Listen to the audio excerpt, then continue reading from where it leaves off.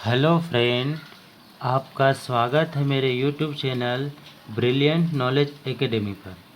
आज हम सीखेंगे कि किसी भी संख्या का घन कैसे निकालते हैं और संख्या क्या होना चाहिए, 1 से लेके 100 के बीच में होना चाहिए। ठीक है। घन अधिकतर इसी के बीच में आता है ना, इससे ज़्यादा बहुत ही कम आता है ना, क्योंकि बहुत ज़्यादा बड़ा हो जाता है, इसलिए आपसे नहीं पूछा जाता है। ठीक है। तो चलो हम सीखते हैं यहाँ पर कि घन कैसे निकालते हैं। तो पहले यहाँ पे दे रखा है एग्जाम्पल, आपको 12 का क्यूब निकालना है। ठीक है। तो पहले क्या करना है आपको, 1 का क्यूब कितना होता है, 1। पहले आपको 1 से 10 तक क्यूब पता आपको होना चाहिए, है ना। तो 1 का क्यूब कितना होता है, यहाँ पे 1 होता है। 2 का क्यूब कितना होता है, यहाँ पर 2 का क्यूब 8। हो गया क्लियर। ठीक। अब ध्यान से देखना, यहाँ पर ये थोड़ा इम्पोर्टेंट है ना। पहले क्या करना, 1 का स्क्वायर किया, कितना हुआ 1 का स्क्वायर 1, और उसमें 2 का गुणा कर दो। तो 1 का स्क्वायर 1 हो गया, उसमें 2 का गुणा किया, कितना हो गया आपका 2। हो गया क्लियर।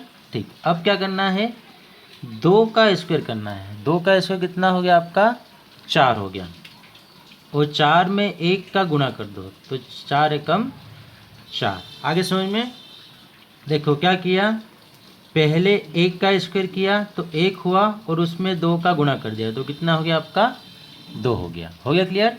फिर क्या करना है, इसका स्क्वायर करना है। तो 2 का स्क्वायर कितना हो गया 4, और उसमें 1 का गुणा कर दो, तो 4 में 1 का गुणा कितना हो गया आपका 4। अब 2 है तो इसका डबल कर दो, कितना हो जाएगा 4, और 4 है तो कितना हो जाएगा ये 8। ठीक है। अब सबको जोड़ दो, 8, ये कितना हो गया 12 का 2, हासिल कितना 1। तो 4 और 2 कितना हो गया 6, 6 और 1 7, और 1 का 1। तो ये आपका आंसर हो गया 1728। आगे समझ में ठीक है ना। चलो और देखते हैं इसके एग्जाम्पल। 16 का क्यूब है यहाँ पे, तो ध्यान से देखो इसको।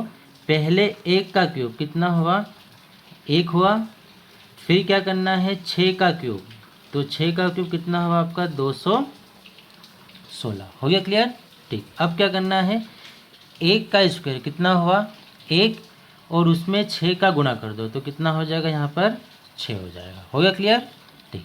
अब क्या करना है, यहाँ पर इस 6 का स्क्वायर करना है। तो 6 का स्क्वायर कितना हो गया 36, और 36 में 1 का गुणा कर दो, तो 36 में 1 का गुणा किया, कितना हो गया आपका 36। अब क्या करो, इसका डबल कर लो, है ना। 6 है तो कितना हो जाएगा ये 12, और 36 है तो ये कितना हो जाएगा आपका 72। अब देखो यहाँ पे ध्यान से देखना, 216 है तो 16 का क्या लिखो, 216 का 6। अब ये जो 21 है ये आपका यहाँ पे जुड़ेगा, कहाँ पर, क्योंकि ये हासिल है तो इसलिए कहाँ जुड़ जाएगा आपका यहाँ पे। तो 21 और 6 कितना होगा 27, 27 और 2 कितना हो गया आपका 29। अब वापस से कितना हुआ यहाँ 2, तो 2 यहाँ पे होगा। अब इन सब को जोड़ो, कितना हुआ है ना 2 यहाँ पे आएगा। क्लियर हो गया। तो 7 और 3 10 और 2 12, तो ये 12 कहाँ जुड़ जाएगा आपका यहाँ पे। ठीक हुआ क्लियर यहाँ पर, है ना। ये चीज़ को ध्यान रखना है, 12 कहाँ जुड़ जाएगा आपका यहाँ पे। तो अब 12 और 6 कितना हो गया 12 और 6 18, 18 और 2 कितना हो गया यहाँ पे 20। अब कैरी वापस से कितना हुआ 2, तो 1। अब ये क्या हो जाएंगे, सभी आपस में जुड़ जाएंगे, तो 2 और 1 3 और 1 4, तो इसका आंसर कितना होगा 4096 होगा। हो गया क्लियर। ठीक है। चलो और देखते हैं इसी तरह, है ना, ताकि और अच्छे समझ में आ जाए आपको। पहले क्या करना है, 2 का क्यूब कितना हो गया यहाँ पर 8, 3 का क्यूब कितना हो गया आपका यहाँ पे 27। अब 2 का स्क्वायर करना है। 2 का स्क्वायर कितना हुआ 4, कितना हुआ 4, 4 में 3 का गुणा कर दो, कितना हो जाएगा यहाँ पे 12। हो गया क्लियर।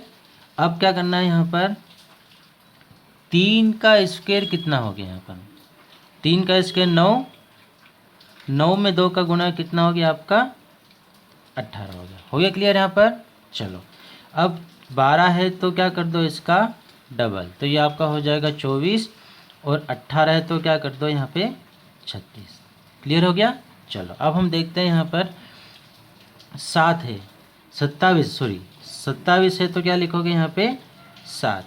ये कहाँ पे जुड़ जाएगा 2 यहाँ पे, तो 8 और 2 10 और 6 16 का 6। अब बचा कितना यहाँ पे 1, तो ये हासिल यहाँ जुड़ जाएगी तो कितना हो जाएगा ये 3 और 2 5। ये 5 कहाँ चला जाएगा आपका यहाँ पे। हो गया क्लियर। तो 5 और 2 7, 7 और 4 कितना हो जाएगा आपका 11।